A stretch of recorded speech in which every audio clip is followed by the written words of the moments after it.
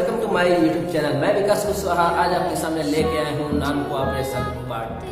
दोस्तों, इस पार्ट में हम डिस्कस करेंगे कि नॉन कोऑपरेशन का कंट्री साइड यानी देहात में क्या इफेक्ट पड़ता है। इसके बाद फिर साइमन कमीशन के बारे में हम जानेंगे और फिर सिविल डिसोबीडियंस मूवमेंट जो कि 1930 में हुआ था, जिसे दांडी मार्च या साल्ट मार्च के नाम से भी जानते हैं, इसके बारे में फिर हम डिस्कस करेंगे। और उसके बाद पुनः पैक्ट जो कि भीमराव अम्बेडकर और गांधी के बीच में पैक्ट हुआ था, इन सब चीजों के बारे में हम डिस्कस करेंगे। तो आइए हम स्टार्ट करते हैं फर्स्ट पार्ट के बाद सेकंड पार्ट में, जहां पे फर्स्ट पार्ट में हमने विराम किया था जो कि टाउन्स में इसका क्या इफेक्ट होता है। तो अब हम पढ़ेंगे कंट्री साइड में इसका क्या इफेक्ट है। तो दोस्तों, इसमें तीन तरह की कहानियां हैं, जिसमें सबसे पहला जो होता है वो अवध के पीजेंट्स की, यानी अवध के किसानों के बारे में हम सबसे पहला एग्जाम्पल पढ़ेंगे। कहाँ पे? कंट्री साइड यानी देहात में। दोस्तों, अवध के पीजेंट्स की बात करते हैं तो जैसे महात्मा गांधी ने स्टार्ट किया था नॉन कोऑपरेशन यानी असहयोग आंदोलन, लेकिन उनके इस बात का अलग अलग मतलब निकाला जा रहा था। जैसे अवध की बात करते हैं तो अवध के किसानों ने जब उनके बीच में ये र्यूमर फैला, मतलब गांधी जी के नॉन कोऑपरेशन के बारे में जब बातें पहुंची, तो इन्होंने ये कहा, इसका इन्होंने अलग मतलब निकाला। इनका ये मानना था कि गांधी जी ने बोला है कि अब हमें किसी का भी कोऑपरेट नहीं करना है। गांधी जी ने ब्रिटिशर्स के लिए बोला था, लेकिन इन्होंने इस बात को जमींदारों के खिलाफ ले लिया कि मतलब अब हमें जमींदारों को टैक्स नहीं देना है, लगान नहीं देना है। और इस तरह से करके इन लोगों ने, जो पीजेंट्स थे, इन्होंने टैक्स देने से, लगान देने से साफ मना कर दिया। ठीक है दोस्तों। और तो इसमें एक थे बाबा रामचंद्र। कई बार बोर्ड में ये क्वेश्चन भी पूछा गया है कि बाबा रामचंद्र कौन है। एक मार्क्स में ये पूछता है। बाबा रामचंद्र जो है ये फिजी में एक इंडेंचर्ड लेबर थे और ये यहाँ पे इस अवध के किसानों के ये लीडर बनते हैं। फिजी के इंडेंचर्ड लेबर जो अवध में किसानों के लीडर बनते हैं और इनकी अगुवाई में अवध के जो पीजेंट्स हैं, इन लोगों ने एक ऑर्गेनाइजेशन स्टार्ट किया जिसका नाम है ओयुद्ध किसान सभा। ये इन लोगों ने स्टार्ट किया। कहाँ के लोगों ने? अवध के पीजेंट्स ने। हालांकि इन्होंने अकेले नहीं स्टार्ट किया, इनके साथ जवाहरलाल नेहरू, वो भी अवध में किसानों के बीच में इस मूवमेंट के बात को सुनने के लिए वो वहां पे आते हैं। और फाइनल इन लोगों के साथ मिलकर, बाबा रामचंद्र के साथ मिलकर वो भी इसमें सहायक होते हैं ओयुद्ध किसान सभा। धीरे धीरे देखते देखते ओयुद्ध किसान सभा की 300 से भी ज्यादा ब्रांचेस खुल जाती है इन अवध के अलग अलग गांव में। किसानों के बीच में तरह तरह के ऐसे ही यूनियन बनने लगे और ओयुद्ध किसान सभा नाम से 300 से भी ज्यादा ब्रांचेस खुल जाती है। लेकिन दोस्तों, जैसा कि आपको पता है, कांग्रेस एक पार्टी है और पार्टी को फंड की जरूरत होती है और ये फंड वही जमींदार देते हैं, जिन जमींदारों के खिलाफ जवाहरलाल नेहरू इन बाबा रामचंद्र के साथ मिलकर ओयुद्ध किसान सभा का निर्माण किए। ये बात सुन के जवाहरलाल नेहरू जो है, मतलब पार्टी की तरफ से उन्हें कमांड आया होगा या जो भी है, जवाहरलाल नेहरू इस ओयुद्ध किसान सभा से खुद को अलग कर लेते हैं। क्यों? क्योंकि जवाहरलाल नेहरू कांग्रेस के पार्टी के मेंबर थे और कांग्रेस को जो फंड की जरूरत थी वो यही जमींदार लैंडलॉर्ड्स देते हैं, जिनके खिलाफ ये आंदोलन चला था। इसीलिए जवाहरलाल नेहरू इस आंदोलन से अलग हो जाते हैं। फाइनली यह आंदोलन चलता है, लेकिन आगे चलते इस मूवमेंट को पूरी तरह से अप्रेस कर दिया जाता है, कुचल दिया जाता है और फाइनल इसका नतीजा कुछ भी नहीं निकलता है। तो दोस्तों, ये पहला जो कहानी है ये कहाँ का है? अवध के पीजेंट्स का। ठीक है।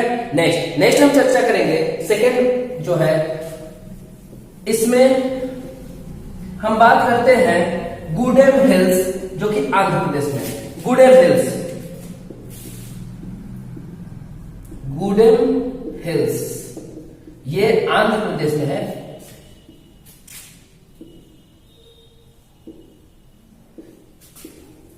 हाँ दोस्तों, यहां पे क्या होता है?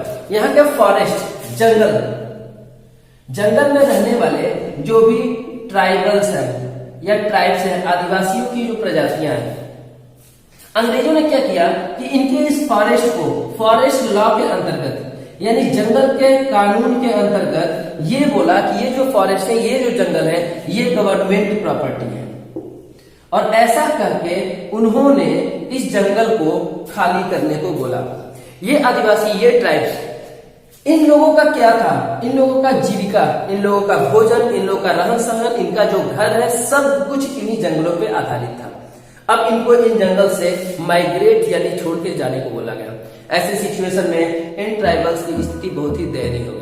ऐसे में जब गांधी जी के नॉन कोऑपरेशन की खबर यहाँ पे पहुंचती है तो इन लोगों ने बोला कि गांधी जी ने बोला है हमें नॉन कोऑपरेट करना, और ऐसा करके इन्होंने इन अंग्रेजों के खिलाफ, इन ब्रिटिशर्स के खिलाफ इन्होंने मोर्चा संभाल लिया और ब्रिटिशर्स के अगेंस्ट में ये लोग आंदोलन करना शुरू कर दिए। ऐसे में इनके एक लीडर आते हैं जो कि काफी ज्यादा इंटरेस्टिंग कैरेक्टर के होते हैं, जिनका नाम है अल्लूरी सीताराम राजू। ये भी क्वेश्चन बोर्ड में अक्सर पूछता है, अल्लूरी सीताराम राजू कौन है?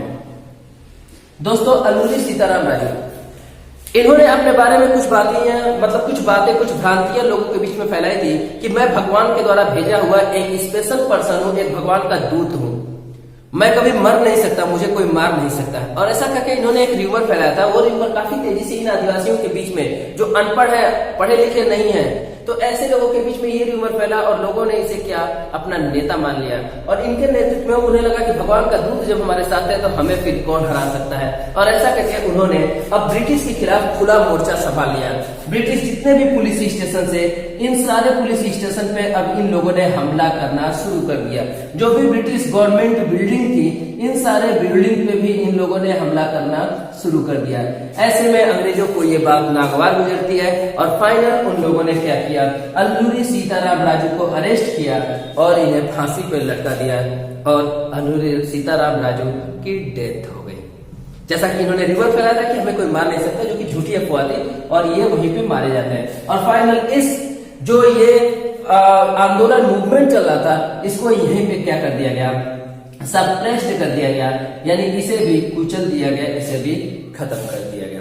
ठीक है दोस्तों, तो ये था कंट्री साइड यानी देहात में ये दूसरा ऐसा कहानी है, दूसरा ऐसा स्टोरी है नॉन कोऑपरेशन के। गांधी जी के नॉन कोऑपरेशन को यहाँ पे लोगों ने किस तरह से लिया। दोस्तों, अब आते हैं थर्ड पार्ट। जो थर्ड स्टोरी है ये है आसाम के जो टी प्लांटर या टी प्लांटेशन में जो लेबर है उन लोगों के बारे में है। उन लोगों ने भी गांधी जी के कहने का कुछ और मतलब दिया था। मतलब third, Assam tea plantation workers. जब इनके बारे में बात करते हैं दोस्तों, तो यहाँ पे क्या था, आसाम टी प्लांटेशन वर्कर्स। यहाँ पे लोगों को जबरदस्ती बंधुआ मजदूर यानी हम बॉन्डेड लेबर कह सकते हैं, इस तरह से इन्हें यहाँ पे जबरदस्ती फोर्स्ड के साथ काम कराया जाता था। ठीक है, टी प्लांटेशन यानी चाय के बागानों में। यहाँ पे इन लोगों ने एक इनलैंड इमिग्रेशन एक्ट लगाया था। इनलैंड इमिग्रेशन एक्ट, ऐसा एक एक्ट लगा दिया था इन ब्रिटिशर्स ने, इनलैंड इमिग्रेशन एक्ट। इसके तहत ये था 1859। इसके तहत ये था कि कोई भी वर्कर जो है ये घर छोड़ के, ये प्लांटेशन छोड़ के जा नहीं सकता है। मतलब कोई भी नो वन कैन लीव, कोई भी छोड़ के नहीं जा सकता है विदाउट परमिशन, बिना परमिशन के कोई यहां से छोड़ के नहीं जा सकता, अपने घर नहीं जा सकता। और परमिशन ये लोग कभी किसी को देते नहीं थे। इस तरह से बेचारे इन मजदूरों की जिंदगी पूरी तरह से बर्बाद हो चुकी थी और इन्हें जबरदस्ती यहाँ पे काम करना पड़ा था। जब गांधी जी की बात यहाँ पे पहुंचती है तो इन लोगों को ये समझ में आता है कि गांधी जी ने बोला है कि हमें किसी भी हाल में किसी का कोऑपरेट नहीं करना है। और ऐसे सिचुएशन में इन लोगों ने क्या किया कि देखिए प्लांटेशन वर्कर्स का मतलब क्या हुआ, इनको काम कौन करने को बोलता है, जो प्लांटर्स होते हैं, जो ब्रिटिश प्लांटर्स होते हैं, ये भी अंग्रेजी होते हैं। तो इन लोगों ने बोला, गांधी जी ने आंदोलन किया है कि अंग्रेजों का कोऑपरेट नहीं करना है, और ऐसा करके इन्होंने अंग्रेजों के खिलाफ बगावत कर दी। ये सारे लोग एक दिन इकट्ठा होते हैं और फाइनली ये लोग चारों तरफ के अपने बाउंड्रियों को तोड़ के हजारों लोग निकल पड़ते हैं यहाँ प्लांटेशन, जो भी मजदूर है, और ये बाहर भागने की कोशिश करते हैं। ब्रिटिश अधिकारियों को ये लोग मार देते हैं, पीट देते हैं, और फाइनल वहां से जब निकलते हैं, लेकिन अफसोस ये है कि उस दिन जो रेलवे है, रेलवे का हड़ताल था, रेलवे की स्ट्राइक थी। ठीक है दोस्तों, ऐसे में इन लोगों को यहाँ पे एक झटका लगता है। फिर ये सोचते हैं क्यों ना हम शिप से जाए, क्यों ना हम जहाजों से जाए। लेकिन दिक्कत यह है कि उस दिन जो पानी की जहाजें थी उनका रिपेयरिंग या ये कह सकते हैं मरम्मत, जिसकी वजह से उस दिन ये भी बंद हुई। ऐसे सिचुएशन में अभी ये कोई फैसला लेते तब तक अंग्रेजों के द्वारा इन्हें चारों तरफ से घेर दिया जाता है और फिर से इन्हें मार पीट के वापस उन्हीं प्लांटेशन वर्कर्स मतलब जहां से ये भाग के आए थे उसी प्लांटेशन में ले जाके इन्हें फिर से बंद कर दिया जाता है और इस तरह से इनके इस आंदोलन को यहाँ पे फिर से कुचल दिया जाता है। तो दोस्तों ये था ये थर्ड पार्ट जो कि बताता है कि देहात में नॉन कोऑपरेशन, गांधी जी के नॉन कोऑपरेशन को किस तरह से लिया गया। आइए हम आते हैं नेक्स्ट टॉपिक पे जिसका नाम है साइमन कमीशन, जो कि मोस्ट इंपॉर्टेंट है और अक्सर ये बोर्ड एग्जामिनेशन में पूछा भी जाता है। साइमन कमीशन क्या है, साइमन कमीशन कब आया और इसका पर्पज क्या है। तो नेक्स्ट है हमारा पॉइंट साइमन कमीशन। दोस्तों ये 1927 में साइमन कमीशन बना था जिसके हेड जो थे वो थे सर जॉन साइमन। जो इंडिया में आता है ये कमेटी 1928 में इंडिया में एंट्री होता है इसका। ठीक है दोस्तों, ये अंग्रेजों के द्वारा बनाया हुआ एक कमीशन था जिसके हेड थे सर जॉन साइमन, जो कि 1927 में ये जॉन साइमन के नेतृत्व में साइमन कमीशन का फॉर्मेशन होता है और 1928 में ये इंडिया में आता है। इसके आने का मेन पर्पज क्या होता है, इसके आने का मेन उद्देश्य है टू चेक करना, to check the constitutional framework.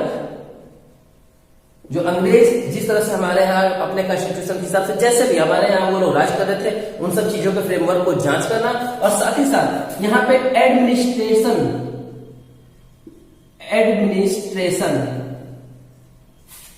Functionaries इसको चेक करना। मेन का यही उद्देश्य था। अंग्रेज जो हमारे यहाँ राज कर रहे हैं इसके सारे फंक्शन को चेक करना और कॉन्स्टिट्यूशनल फ्रेमवर्क की भी जांच करना, इसके लिए आ रहे थे। लेकिन दिक्कत क्या थी, जैसे ये इंडिया में आते हैं इंडिया में इनका बहुत ही ज्यादा प्रोटेस्ट किया जाता है। प्रोटेस्ट करने का मेन वजह क्या था, वजह ये था कि इसमें ऑल 7 मेंबर्स थे, मतलब टोटल 7 मेंबर्स थे और वो सब के सब क्या थे, ऑल वर ब्रिटिशर्स। वो सब के सब कौन थे, अंग्रेज थे, यानी कोई भी इंडियंस नहीं थे। एक बात बताइए, जब इंडिया के आप कॉन्स्टिट्यूशनल फ्रेमवर्क या इंडिया के एडमिनिस्ट्रेशन के लिए आ रहे हैं और उसमें कोई इंडियन मेंबर ही ना हो तो ये तो बात लोगों को सही नहीं लगेगी और इसी बात से लोगों ने इसका पूरी तरह से प्रोटेस्ट करना शुरू कर दिया। लोगों ने काले झंडे दिखाए और इन्होंने नारा दिया, इनका स्लोगन था साइमन गो बैक, साइमन वापस जाओ। दोस्तों ये अंग्रेजों के लिए एक मेहमान की तरह आए थे, ये कमीशन का काफी स्वागत होना था, लेकिन भारत के लोगों ने इसका बहुत ज्यादा विरोध किया जिससे नाराज होकर अंग्रेजों ने लाठीचार्ज किया और इस लाठीचार्ज में लाला लाजपत राय की मृत्यु हो गई। इनकी मृत्यु हो गई। दोस्तों लाला लाजपत राय जो कि यहाँ पे ये भी इस विरोध के लीड कर रहे थे, इसको लीड कर रहे थे, ये इनके सर पे लाठी रहती है और ये इनकी मौत हो जाती है। जब अंग्रेजों की लाठी इनके सर पे पड़ रही होती है तो इन बेचारे का सिर्फ एक ही कहना था कि मेरे सर पे पड़ने वाली, ये अंग्रेजों को चेतावनी दे रहे थे कि मेरे सर पे पड़ने वाली एक एक लाठी अंग्रेजी हुकूमत के ताबूत के कील पे पड़ने वाला एक एक हथौड़ा साबित होगा। मतलब सर पे जो तुम लोग लाठी मार रहे हो ये लाठी कभी न कभी आगे चल के ये तुम्ही लोगों के ताबूत यानी तुम लोगों के मरने के बाद जहां दफन किया जाएगा उस ताबूत के कील पे जब हथौड़ा मारा जाएगा तो ये लगभग मेरे सर पे पड़ने वाली लाठी वही साबित होगी। ऐसा इन्होंने चेतावनी दिया और फाइनल इनकी मृत्यु हो जाती है। तो ये दोस्तों मतलब साइमन कमीशन के बारे में ये पूरा है कि किस तरह से लाला लाजपत राय की मृत्यु हुई और ये साइमन कमीशन का पूरा कंप्लीट। नेक्स्ट हम देखते हैं, नेक्स्ट पार्ट है 1930 जिसे सिविल डिसोबीडियंस के नाम से जानते हैं। दोस्तों महात्मा गांधी उससे पहले हम कुछ बातें बताना चाहते हैं। जैसे 1928 में एक ऑर्गेनाइजेशन था जिसका नाम था HSRA, Hindustan socialist Republican army, जो भगत सिंह ने इसका निर्माण किया था। Hindustan socialist Republican army Bhagat Singh के द्वारा ये बनाया गया था, किसके लिए, देश की आजादी के लिए। ठीक है दोस्तों। इसके बाद 1929 की बात करते हैं। 1929 में जो कांग्रेस का सेशन हुआ था, कांग्रेस का लाहौर सेशन हुआ था, इस पे ये डिसाइड किया गया था कि 26 जनवरी 1930 को इंडिपेंडेंस डे हमें मनाना है। इंडिपेंडेंस डे हमें मनाना है। हालांकि देश आजाद नहीं हुई थी, लेकिन फिर भी इन लोगों ने इंडिपेंडेंस डे मनाने की ये बात की थी। और यहीं पे जवाहरलाल नेहरू, जब अंग्रेजों ने कहा था कि नहीं आपको आजादी मिलेगी लेकिन रानी के ताज के अंडर में, तो ऐसे में जवाहरलाल नेहरू ने यहीं पे बोला था पूर्ण स्वराज यानी टोटल इंडिपेंडेंस। यहां पे ये चीजें क्लियर हुई थी, इंडिपेंडेंस। ठीक है दोस्तों, ये 1929 में था। 1929 के 26 जनवरी 1930 को इंडिपेंडेंस डे मनाने के बारे में सोचा गया, टोटल इंडिपेंडेंस की बात की गई थी। और यहीं पे सिविल डिसओबीडियंस जो कि महात्मा गांधी शुरू करना चाहते थे, इसकी नींव यहीं पे रखी गई। इसकी नींव, इसकी आधारशिला यहीं पे रखी गई। तो ये कुछ छोटे छोटे टर्म थे जिनको जानना काफी ज्यादा जरूरी है। आइए अब हम आगे बढ़ते हैं।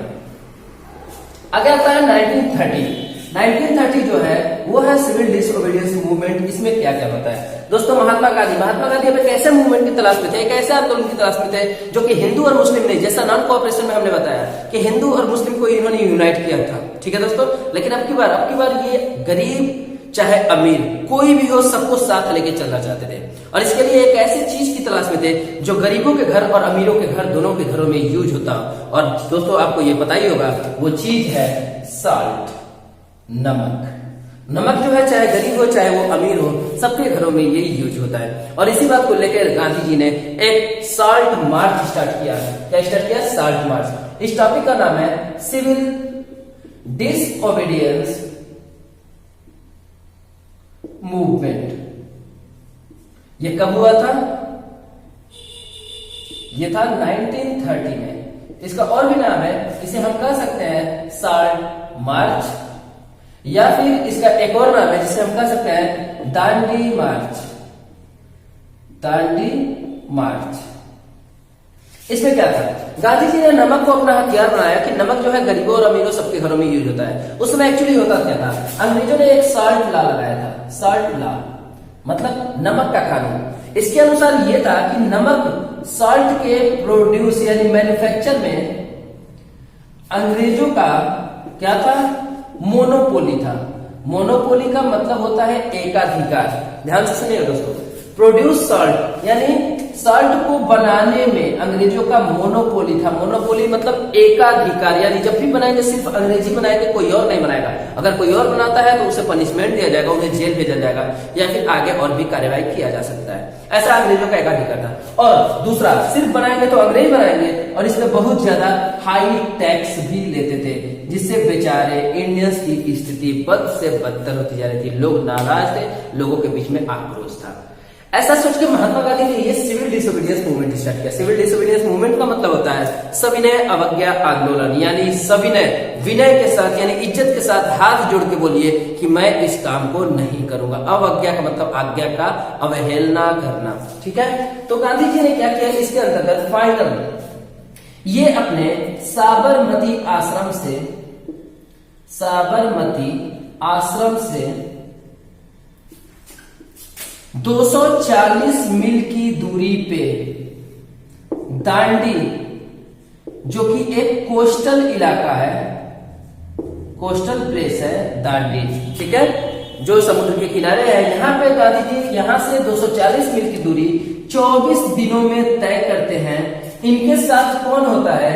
इनके साथ इनके 78 फॉलोअर्स होते हैं। इनके इतने लोग होते हैं जो इनके साथ होते हैं। और फाइनल ये 24 दिनों बाद 6 अप्रैल 1930 को दांडी पहुंचते हैं और दांडी में जाके ये पानी को इवेपोरेट करके नमक को बनाने का काम करते हैं। हालांकि इन 24 दिनों में ये जहां भी जाते थे लाखों लोग वहां पे इनकी बातों को सुनने के लिए इकट्ठा होते थे और एक जन सैलाब उमड़ पड़ता था गांधी जी को सुनने के लिए। जब ये यहाँ पे नमक बनाते हैं तो साथ ही साथ ये नमक के कानून को तोड़ते भी हैं। अब धीरे धीरे देखते ही देखते पूरे इंडिया में जगह जगह पे सत्याग्रहियों ने नमक के कानून को तोड़ना शुरू कर दिया, जिससे अंग्रेजी हुकूमत हिल गई। अंग्रेज नाराज होकर सारे सत्याग्रहियों को जेल में भरना शुरू कर दिए। उन्होंने महात्मा गांधी तक को जेल में बंद किया और गांधी जी के जो सबसे खास, इन्हें चेला कह सकते हैं, जिन्हें बोलते हैं खान अब्दुल गफ्फार खान, जिन्हें फ्रंटियर गांधी या सीमांत गांधी के नाम से जाना जाता है, उन्हें भी इन लोगों ने जेल में बंद कर दिया। अब गांधी जी के रिहाई के लिए लोग पूरे देश में आंदोलन करना शुरू कर दिए। लोग उग्र होते जा रहे थे, जिससे अंग्रेज जो है, अंग्रेजी हुकूमत हिल गई और उन्होंने गांधी जी को मजबूरी में रिलीज कर दिया। अंग्रेज इतने पे नहीं माने, उन्होंने सारे सत्याग्रहियों के जमीन पे नाक रगड़ने शुरू कर दिया, उनको पूरी तरह से कुचलना शुरू कर दिया, मारना शुरू कर दिया, पीटना शुरू कर दिया। फाइनली यह आंदोलन अच्छे से चलता जा रहा था, लेकिन इसमें क्या था कि 1931 5 मार्च 1931 गांधी इरविन पैक्ट, इस पैक्ट के बाद गांधी जी ने इस सिविल डिसोबीडियंस मूवमेंट को भी बंद कर दिया। किसके बाद? Gandhi Irwin pact. इसके बाद इन्होंने इस सिविल डिसोबीडियंस मूवमेंट को ऑफ कर दिया। दोस्तों, गांधी इरविन पैक्ट क्या है, इसके पॉइंट्स के बारे में हम अगले टॉपिक पे डिस्कस करेंगे। फाइनल हम ये देखते हैं कि गांधी जी ने इस अच्छे से मूवमेंट को भी बंद कर दिया। दोस्तों, इस मूवमेंट के बारे में कुछ बात बता देते हैं। इसमें भी नॉन कोऑपरेशन की तरह गांधी जी ने फिर से वही बोला था, surrender the titles and the awards, जो भी अवार्ड्स और टाइटल्स मिले हैं इन्हें वापस कर दिया जाए। Boycott the school, colleges, court and police station. Non cooperation की तरह इसमें भी आप लोग स्कूल, कॉलेज, कोर्ट और पुलिस स्टेशन को बायकॉट कीजिए।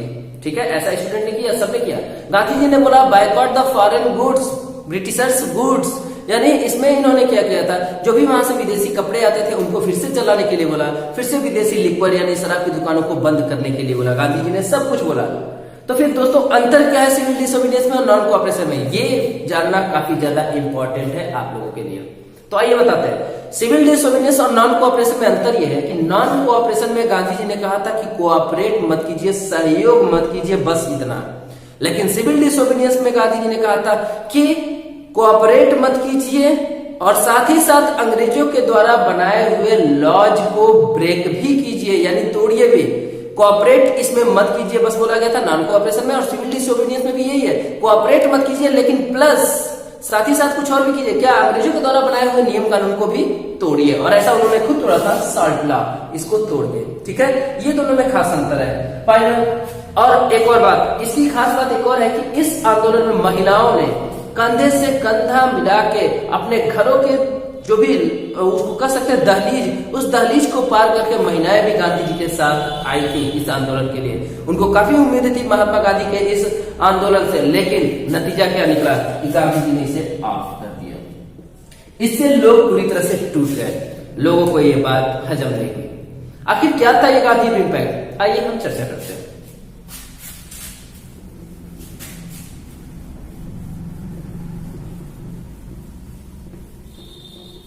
गांधी इरविन पैक्ट, इससे पहले गांधी इरविन पैक्ट के बारे में जानने से पहले first round table conference, second round table conference और थर्ड राउंड टेबल कॉन्फ्रेंस के बारे में जानना होगा, जो कि लंदन में हुआ था। दोस्तों, फर्स्ट राउंड टेबल कॉन्फ्रेंस जिसे हम गोलमेज सम्मेलन बोलते हैं, सेकेंड राउंड टेबल कॉन्फ्रेंस और third round table conference.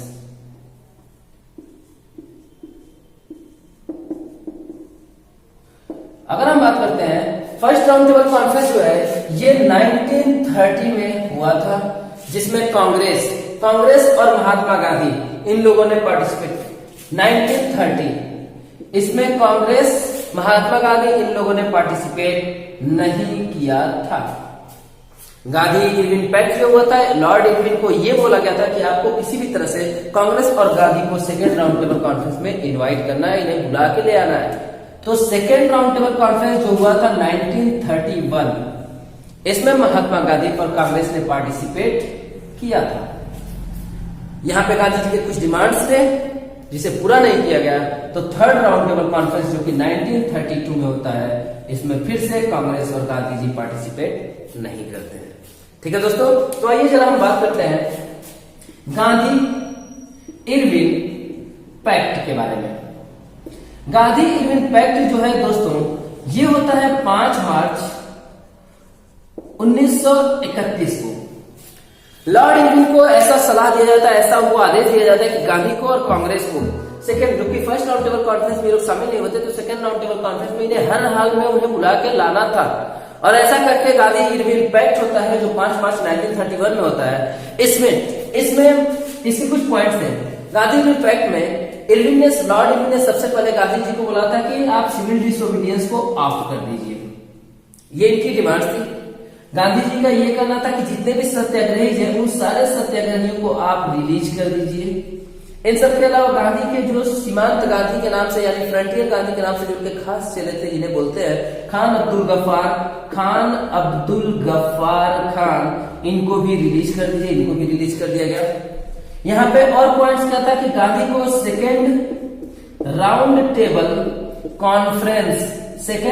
Table conference में इनवाइट करना, इनको हर हाल में बुला के ले आना, ये से खास पॉइंट है। और इसी में लोगों को काफी उम्मीदें थी कि Gandhi ji second round table conference में जाने से पहले अगर भगत सिंह को आजाद करने के लिए अगर ये पेशकश करेंगे तो हो सकता है हमारे भगत सिंह बच जाए। लोगों ने काफी ज्यादा मिन्नतें की गांधी से। अब अंदर फैक्ट में क्या हुआ ये किसी को नहीं पता, लेकिन नतीजा ये हुआ कि इन सारी चीजों की मतलब सारे सत्याग्रही को रिलीज किया गया, यहाँ तक कि खान अब्दुल गफ्फार खान को रिलीज किया गया, लेकिन भगत सिंह की रिहाई के बारे में कुछ भी रिजल्ट नहीं बन पाया। और फाइनली इसके कुछ दिन बाद ही देखिए 5 मार्च 1931 और इसके कुछ दिन बाद ही 23 मार्च 1931 को भगत सिंह को फांसी दे दी गई। हालांकि कुछ लोगों का यह कहना है कि गांधी जी ने भगत सिंह की रिहाई के लिए मना कर दिया था। कारण ये था कि आजकल के युवा, जितने भी उस समय के युवा थे, वो लोग तेजी से भगत सिंह के रास्ते पे चलते जा रहे थे, तेजी से वो लोग वायलेंस के रास्ते पे चलते जा रहे थे, जबकि महात्मा गांधी का एक ही सपना था, नॉन वायलेंस। उन्होंने बोला भी था non violence is the supreme dharma, उन्होंने बोला था अहिंसा परमो धर्मा। हालांकि सारे युवा जा रहे थे भगत सिंह के रास्ते पे, और शायद यही वो वजह थी जिसकी वजह से महात्मा गांधी भगत सिंह को रिहा न कर सके। हालांकि कुछ लोगों ने यह कहा था कि आने वाला जो पीढ़ी होगा वो महात्मा गांधी से ये क्वेश्चन जरूर पूछेगा कि आखिर आपने भगत सिंह को रिहा क्यों नहीं कराया। खैर जो भी है, इसके बारे में फैक्ट के अंदर क्या हुआ ये तो कोई नहीं जानता, लेकिन नतीजा आपके सामने है कि भगत सिंह को फांसी दे दी गई। ठीक है दोस्तों, तो ये था गांधी इम्पैक्ट। गांधी जी इसमें अपने कुछ डिमांड्स लेके ये सेकेंड राउंड टेबल कॉन्फ्रेंस जाते हैं। 1931 में सेकेंड राउंड टेबल कॉन्फ्रेंस जाते हैं, कांग्रेस जाती है, लेकिन वहां पे गांधी जी के किसी भी डिमांड्स को पूरा नहीं किया गया, जिससे नाराज होकर गांधी जी वापस आते हैं। गांधी जी 1932 में फिर से थर्ड राउंड टेबल कॉन्फ्रेंस के लिए गांधी जी को बुलाया जाता है, और अब की बार गांधी जी और कांग्रेस नहीं जाते हैं। गांधी जी वापस आने के बाद 1932 में फिर से सिविल डिसओबीडियंस रीलॉन्च करने की कोशिश करते हैं। फिर से ध्यान से सुनिएगा दोस्तों, 1932 में गांधी जी आने के बाद सिविल डिसओबीडियंस रीलॉन्च करने की कोशिश करते हैं। मजाक बना हुआ है। नॉन कोऑपरेशन स्टार्ट किया, लोगों ने जब साथ दिया तो उन्होंने चौरी चौरा कांड के बाद लोगों को बोला कि satyagrahi need to more patience and the training, और उन्होंने उस आंदोलन को बंद कर दिया। सारे लोग बेचारे नाराज हुए, मतलब उदास हो गए। गांधी जी ने सिविल डिसोबीडियंस आंदोलन स्टार्ट किया। महिलाओं ने यहाँ तक अपने घर के दहलीज को लांघ के गांधी जी के साथ कंधे से कंधा मिलाकर चली, लेकिन फाइनल ये आंदोलन भी यहाँ पर बंद कर दिया गया। इसका कोई नतीजा नहीं, एक अच्छा खासा चलता हुआ आंदोलन फिर से बंद हो गया। ठीक है, और अब गांधी जी जब वहां से आते हैं निराश होकर, तो फिर से इसे रीलॉन्च करने की कोशिश करते हैं, और अब की बार लोगों ने इनको इतना ज्यादा समर्थन नहीं दिया। इसकी जो पेस थी, इसकी जो गति थी, वो धीरे धीरे क्या हुई, डिक्लाइन होते गई, स्लो होते गई, और ये स्लो होता गया। रीलॉन्च जो है नॉन सिविल डिसोबीडियंस रीलॉन्च, ये उतना ज्यादा कामयाब नहीं हो सका। ठीक है दोस्तों, तो ये था आपका सिविल डिसोबीडियंस मूवमेंट 1930, और साथ ही साथ ये तीनों राउंड टेबल कॉन्फ्रेंस। तो ये एक नंबर का क्वेश्चन बोर्ड में पूछा जाता है कि किस राउंड टेबल कॉन्फ्रेंस में गांधी जी या कांग्रेस ने पार्टिसिपेट किया था, तो जवाब होगा सिर्फ और सिर्फ सेकंड राउंड टेबल कॉन्फ्रेंस, जो कि 1931 में हुआ था। ठीक है, आइए अब बचता है पूना पैक्ट। पूना पैक्ट जो कि बहुत ही ज्यादा इंपॉर्टेंट है और इसके बारे में जानना काफी जरूरी है। दोस्तों, पूना पैक्ट जानने से पहले हम आपको एक बार फिर से पीछे ले चलते हैं। कहां पे? नॉन कोऑपरेशन मूवमेंट पे। फिर से हम आपको एक बार ले जाना चाहेंगे नॉन कोऑपरेशन मूवमेंट में। जब ये नॉन कोऑपरेशन और सिविल डिसओबीडियंस मूवमेंट चल रहा था, तो उस समय क्या है कि जो दलित थे, दलित का मतलब जो सबसे लोअर क्लास का माना जाता था, जो बिल्कुल नीचे कैटेगरी जाति वाइज, अगर हम कास्ट वाइज करते हैं तो उनको दलित बोला जाता था। दलित कोई और नहीं बोलता था, वो लोग खुद अपने आप को दलित बोलते थे। उनका यह कहना था कि समाज के द्वारा हम लोग को अप्रेस्ड किया गया है, तो इसीलिए इन लोगों ने अपने आप को अप्रेसिव कहना शुरू किया।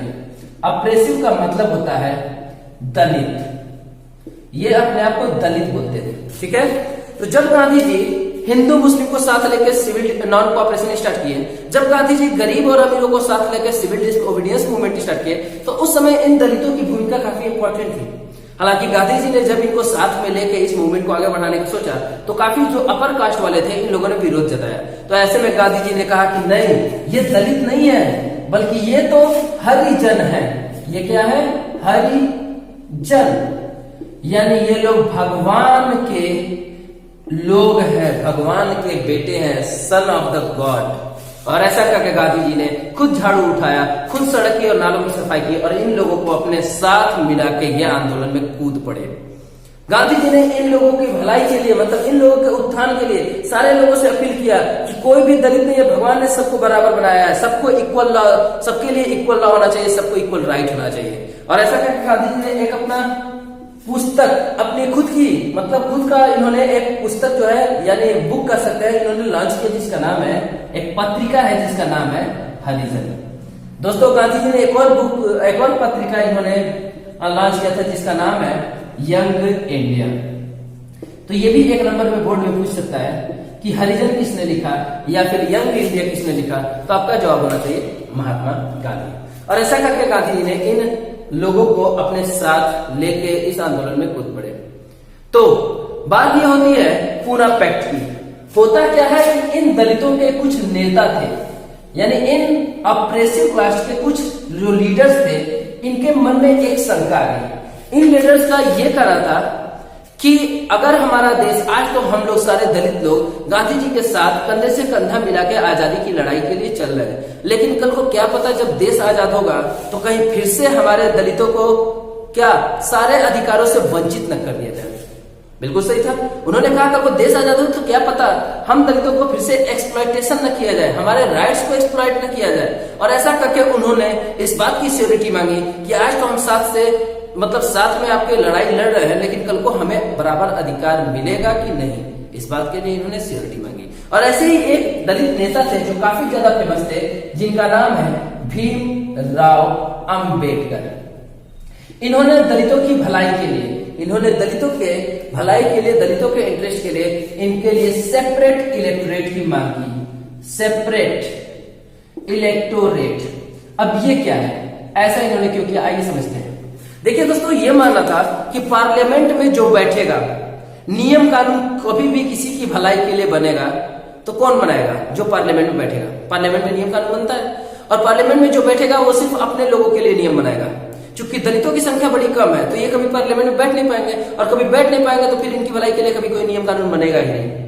ठीक है, ऐसा करके भीमराव अम्बेडकर ने ये कहा कि ऐसा है, हमारे दलितों के लिए सेपरेट इलेक्शन होगा, यानी हम लोग का इलेक्शन ही अलग होगा, हम लोग वोट अलग देंगे हमारे दलितों के लिए। और ऐसा करके इन्होंने सेपरेट इलेक्टोरेट की डिमांड की। गांधी जी इस बात से बहुत ही नाराज हुए। क्यों?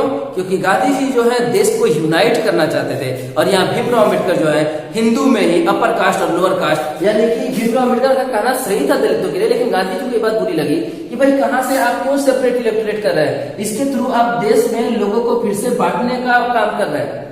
गांधी जी हिंदू मुस्लिम को एक कर, और आप हिंदू में ही ये सेपरेट इलेक्टोरेट की बात कर रहे हैं, दलितों को अलग और अपर क्लास को अलग। ऐसा करके गांधी जी नाराज हो गए और उन्होंने एक आमरण अनशन शुरू किया, यानी फास्ट अनटू डेथ। जब तक मर न जाओ तब तक मैं फास्ट रहूंगा, हड़ताल पे रहूंगा। हालांकि भीमराव अम्बेडकर और गांधी जी के बीच में काफी ज्यादा, मतलब लोगों ने बीच में मीडिएटर का काम किया, और फाइनल इन लोगों के बीच में एक पैक्ट होता है जो कि सितंबर 1932 में ये पूना महाराष्ट्र में एक पैक्ट होता है जिसे हम लोग नाम देते हैं Poona pact. Most important question है बोर्ड के लिए। ठीक है दोस्तों, पूना पैक्ट। क्योंकि ये पूना हुआ था तो इसीलिए पूना पैक्ट के नाम से जाना जाता है। सितंबर 1932 में हुआ था। इस पूना पैक्ट का नतीजा क्या हुआ? इसका नतीजा ये हुआ कि किसी भी तरह का नो सेपरेट इलेक्टोरेट, किसी भी तरह का कोई भी separate election, separate electorate system नहीं होगा, यानी गांधी जी की जीत हुई। लेकिन यहां पे एक नया सिस्टम आता है, a new system of reservation for SC and ST, कि दलितों के लिए एक नया सिस्टम आ गया जिसे बोलते हैं रिजर्वेशन।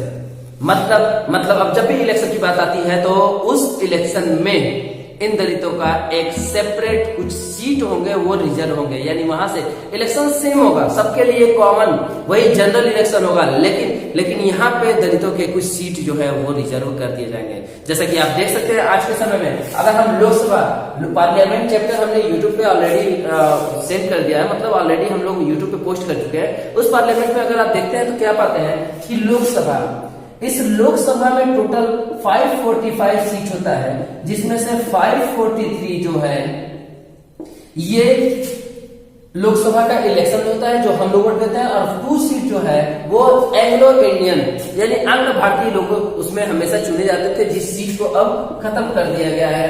कब? 9 जनवरी यानी 9 जनवरी 2020 को, 9 जनवरी 2020 को इस सीट को भी, इस सिस्टम को भी खत्म कर दिया गया है। जैसा कि आप लोग को पता होगा ये लास्ट ईयर बना था, क्योंकि हमारे यहाँ जो एंग्लो इंडियन है इनकी संख्या काफी कम है और उस हिसाब से 2 सीट उनके लिए आरक्षित करना ये सही नहीं था, तो बाद में सिस्टम को हटा दिया गया है। लेकिन फिर भी आइए हम बात करते हैं। इस 543 में 84 सीट एससी वालों के लिए और 47 सीट एसटी वालों के लिए रिजर्व है। ठीक है, तो ये रिजर्व क्या है? ये इसी रिजर्वेशन की बात हो रही है।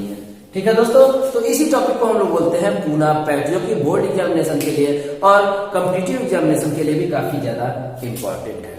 ठीक है दोस्तों, तो ये था आपका पूना पैक्ट।